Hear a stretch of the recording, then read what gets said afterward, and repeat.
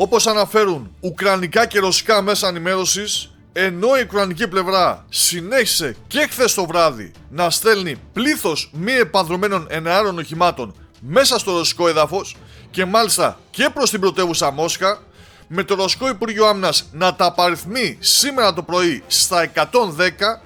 η Ρωσική Ομοσπονδία αποφάσισε να απαντήσει εξαπολύοντας μια καταιγίδα με πυράβλους και μη επανδρωμένα εναέρια οχήματα κατά δεκάδων στόχων στο ουκρανικό έδαφος, επιβεβαιώνοντας και εμάς αλλά και τους Ρώσους αναλυτές που είχαμε πει ότι η χθεσινή ρωσική επίθεση ήταν τα προεόρτια, μια προκατακτική επιχείρηση πριν το μεγάλο χτύπημα που έγινε σήμερα το βράδυ.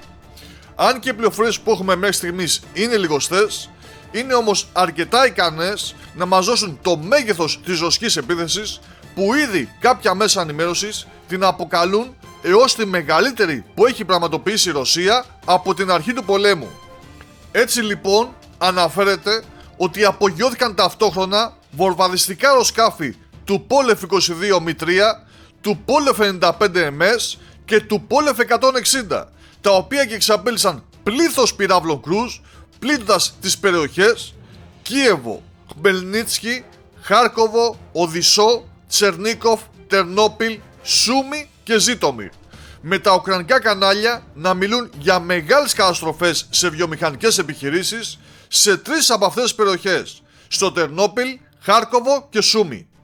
Την ίδια στιγμή, ρωσικοί πύραυλοι Καλίμπρ που εκτοξεύθηκαν είτε από πλοία είτε από υποβρύχια έπληξαν κυρίως στόχους στην Οδυσσό, ενώ ρωσικά γεράνια, δηλαδή μη επανδρωμένα εναέρια οχήματα, γέμισαν τον ουρανό της Ουκρανίας, πλήττοντας δεκάδες στόχους, με τα ουκρανικά μέσα ενημέρωσης να επισημαίνουν ότι για πρώτη φορά καταγράφηκε ρωσικό UAV να πετάει πάνω από τα 4.900 μέτρα, σημειώνοντας ρεκόρ όσον αφορά το υψόμετρο πτήσης, κάτι που καθιστά αδύνατον την κατάρριψή του από μικρές ουκρανικές κινητές μονάδες πυρός.